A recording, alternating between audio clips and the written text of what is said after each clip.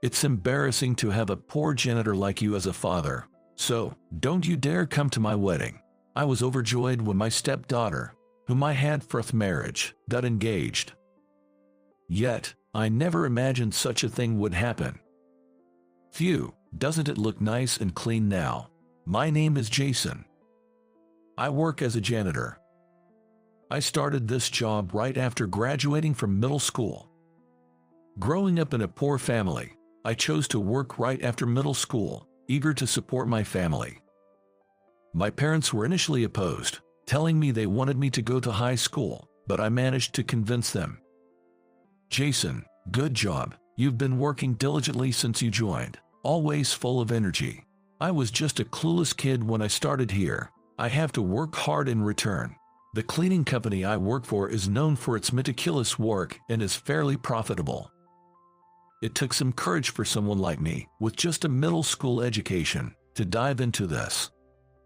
But the senior employees were all friendly and kind, treating me as a full-fledged member of the workforce. The people at this company, who accept me warmly without any prejudice about my educational background, are all benefactors to me. After 20 years with the company, now 35, I've become somewhat of a veteran, mentoring many younger colleagues. It's been quite some time since you started working here. Seeing your work ethic, the younger ones are growing up well, which is a big help. I'm just teaching them the work as usual. Their growth is all thanks to their own efforts. I truly believe that, not out of modesty. Thankfully, the young ones I've looked after were all straightforward and honest, so they weren't much trouble. Of course, I'm still keen to work as hard as ever, not wanting to be outdone by the younger generation. By the way, you're at the age where you could be thinking about marriage. Any prospects? President Smith teased me. Having focused solely on work, I hadn't had any special encounters with women and had never dated anyone. Given my financial status, I doubted anyone would be interested in me, so the idea of remaining single for life seemed quite liberating, in a way. Then, one day, I got back in touch with an old friend and we decided to go out for drinks. "Jason, you're still not married. All the guys we hang out with in middle school have kids now. It seems I'm just not meant for that kind of encounter." While we were talking, my friend offered to introduce me to a woman he knew. I felt it was unnecessary, but I didn't want to dismiss his kindness. So, I agreed to meet the woman my friend suggested. A few days later, I was waiting for my friends at the meeting spot, ready to dine with the woman. "Hey, Jason." Hearing my friend's call, I turned around to see a beautiful woman approaching with him. Where in the world did this guy meet such a beauty? I thought to myself as I greeted her. Her name was Lily, and she was our age. She was a high school classmate of my friend.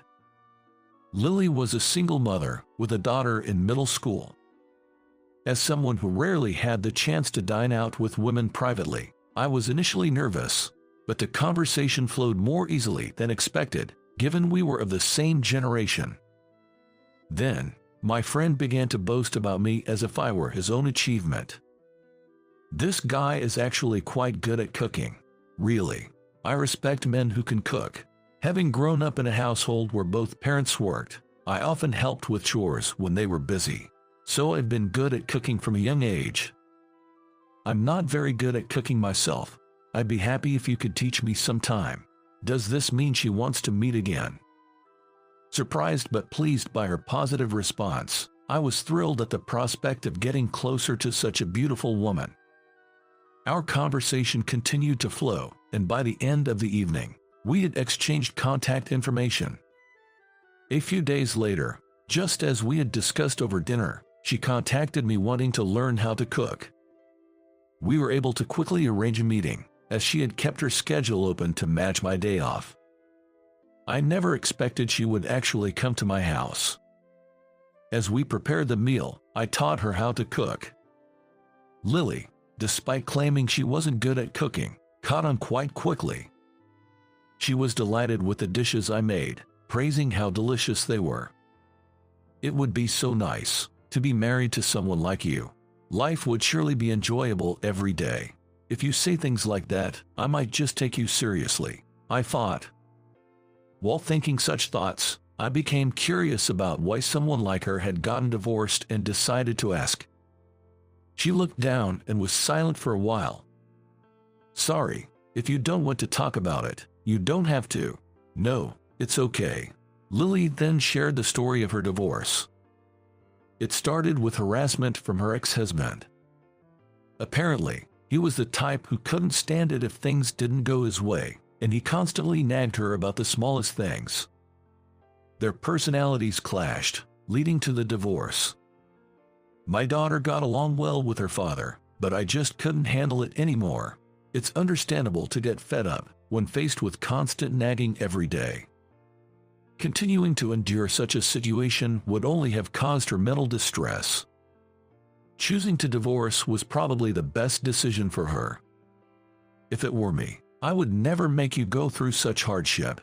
Surprised by my words, Lily showed a startled expression. Realizing what I had just blurted out, I became aware of my slip. Oh no, that was just, I frantically searched for an excuse, but couldn't come up with a proper response.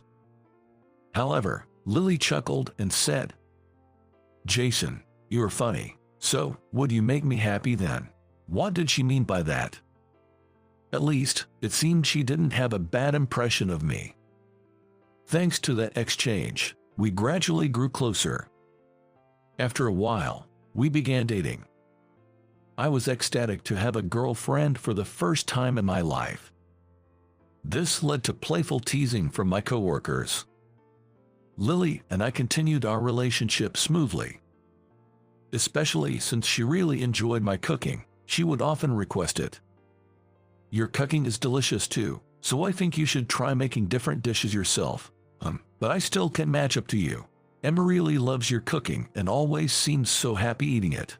According to Lily, her daughter Emma always looked pleased eating my cooking.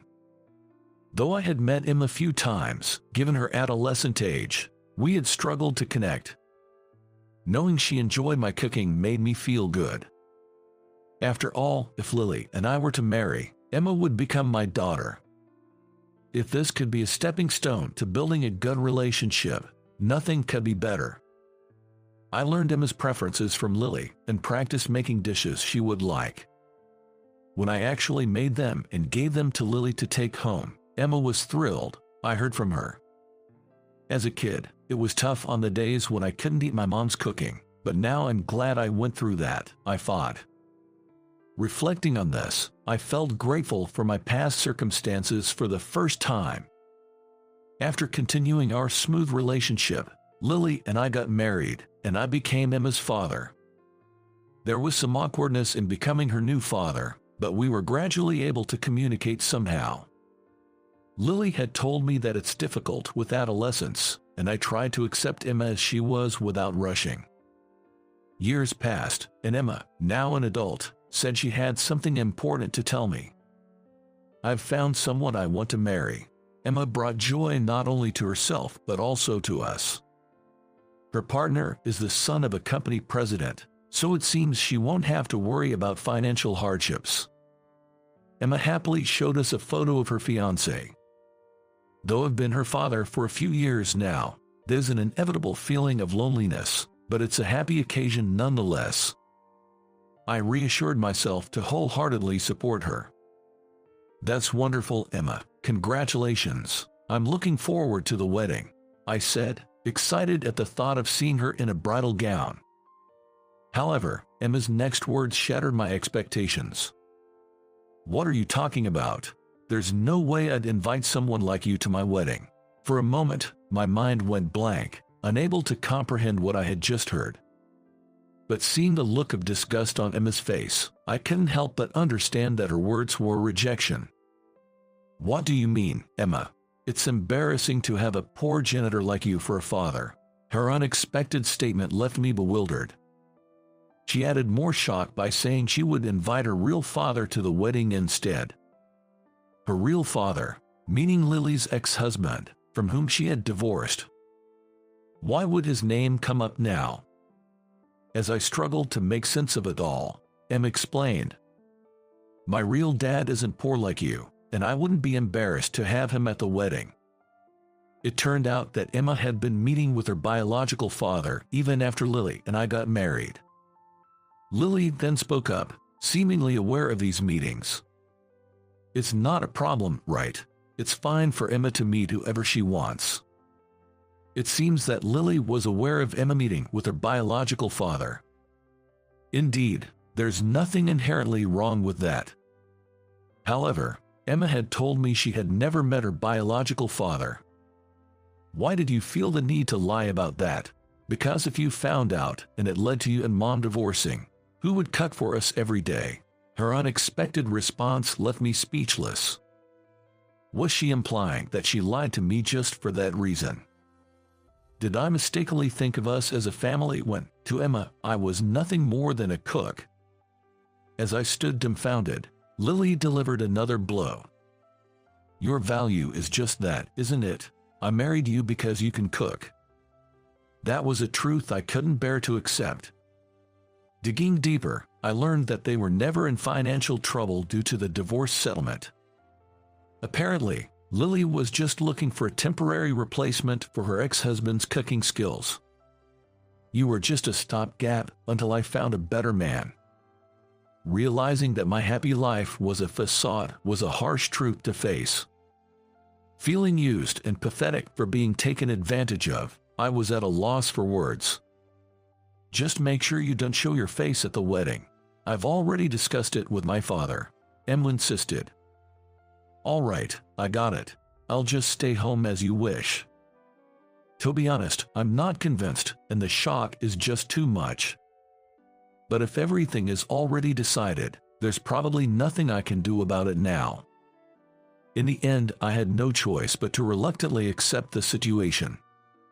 On the day of the wedding, I took a day off as instructed and stayed at home, just as Emma had told me to.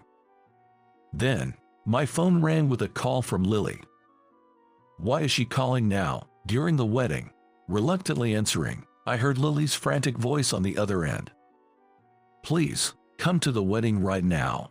"Oh, what are you talking about all of a sudden?" I couldn't understand why, after being explicitly told not to attend the wedding, I was now being asked to come at the last minute. Upon inquiring further, I learned that the groom and his family were quite upset about my absence from the ceremony. Admittedly, I had anticipated this reaction. The groom, a scion I was familiar with, turned out to be the son of President Abel, whose company I regularly serviced as a janitor. I recognized him immediately when Emma showed me his photo, thanks to our prior acquaintance. President Abel had always appreciated my meticulous cleaning work. And his son had been kind to me as well. I had even greeted them before, letting them know Emma would be under their care. Naturally, they must have expected to meet me at the wedding, but instead, they were confronted by a stranger claiming to be the father. It was only logical for them to be confused by the situation.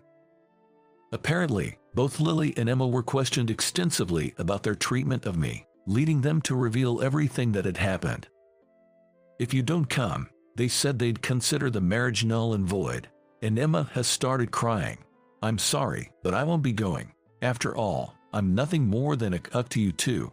Plus, it was you who told me not to come in the first place, wasn't it?" Upon hearing my response, Lily, perhaps panicking, began to frantically make excuses. Regardless, I had no intention of heading to the wedding at this point. Also, I've decided to leave this house today. I have no intention of living with you two as just a cook. Indeed, I had taken the day off to move out of the house. I no longer felt any familial affection for Lily or Emma and had no desire to continue living with them. "Wait a minute, that's just too selfish. I'd say the same to you both," I retorted before hanging up. Lily called several more times after that, but I ignored them all and left the house. As a result of this ordeal, Emma's marriage was apparently called off. Later, President Abel informed me of everything. I apologized repeatedly for causing trouble involving him and his son, but he actually thanked me. He expressed gratitude for preventing his son from marrying someone so deceitful, leaving me with mixed feelings about whether to be happy or not. Lily and Emma, exposed for their treatment towards me, were nearly ostracized by their family and acquaintances. They have since moved to a different town, trying to make a fresh start. While I support their efforts to change, I doubt I'll ever be involved with them again. What was my marriage all about? Even if it was a false happiness, the realization that I could have continued living blissfully unaware makes me feel miserable. But dwelling on the past won't change it. I remind myself that it's all in the past and focus on moving forward with a fresh start. Since then, I've dedicated myself even more to my work. One day, President Abel called me in for a meeting that would become a turning point in my life. "Jason, your work ethic and character are impeccable. Though it's a different industry, would you consider working for us as an employee?" President Abel personally offered me a position, appreciating my personality. While I felt a sense of duty to my current employer, the prospect of a better income was crucial for my future. After much deliberation and discussion with President Smith of my current company, I accepted the offer. My departure was deeply regretted, but I was sent off with smiles in the end. Adjusting to the new job was challenging at first, but with support from President Abel and colleagues, I gradually became accustomed to the work. Over time, I significantly improved my performance and received a substantial salary increase. Years after the transition, I became responsible for training newcomers. "Jason, I look forward to working with you. Likewise, I know you might be nervous, but let's take it easy and not stress too much." The new employee, a sincere and diligent woman. She immediately gained my respect for her hard work and made me want to support her even more. When she achieved her first success at work, we went out for drinks to celebrate. "You did a great job this time. It's because you were always there to support me, Jason. I'm really grateful that you were assigned as my mentor," she said with a smile that I couldn't help but find endearing. Over time, we built a trustful relationship and eventually started hanging out in our private time as well. I found her innocent laughter and joy outside of work to be incredibly endearing, contrasting her serious work demeanor. Eventually, I confessed my feelings to her. Considering the significant age difference between us, I was well into my 40s, and she was still in her 20s. I was prepared for rejection. Contrary to my expectations, she responded to my feelings with tears, accepting them. It seemed that she had also developed feelings for me as we spent time together. Thus, we officially started dating. After a workplace romance, we eventually got married and were blessed with children, building a happy family. Looking back on my life, I've experienced both good and bad times. However, I believe that by always looking forward and diligently working hard, I was able to achieve the happiness I have now. When my life with Lily and Emma fell apart in such a manner, I couldn't have imagined a happy future like the one I have now. But looking back, I'm proud of myself for not giving up and for staying strong through those tough times. To protect this happy life I have with my family, I'll continue to move forward every day.